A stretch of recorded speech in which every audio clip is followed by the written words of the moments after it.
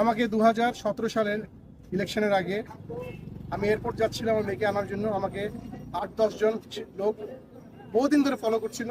আমার গাড়ি ভেঙে টেঙে আমাকে নিয়ে জোর করে 2টা পিস্তল থেকে আমাকে নিয়ে গেছে এবং আমাকে আয়না করে নিয়ে এসে এখানে রেখেছে। আমি যেহেতু সেনাবাহিনীর অফিসার এবং এই ঢাকারই অফিসার, আমি ঢাকা সেনাবাসী ছিলাম, আমি জানতাম কোথায় আমাকে রাখা হচ্ছে।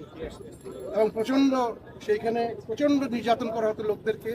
কয়েকজন গুটি কয়েক আমাদের পলিটিক্যাল অফিসার যারা সেনাবাহিনীর বাণিজ্য ডুবিয়ে দিয়েছে ডিজিএফআই থেকে থেকে, তারা স্বার্থান্বেষী কত যে লোক মেরেছে তারা খোদায় জানে। তারা এবং র্যাব এবং অন্যান্য যারা এখানে আছেন, বিচার বহির্ভূত হত্যা, গুম, খুন, ক্রাইম এগেনস্ট হিউম্যানিটি।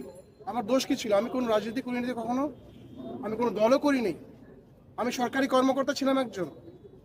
আমার দোষ ছিল যে আমি লেখালেখি করতাম। আমার কলমটা কি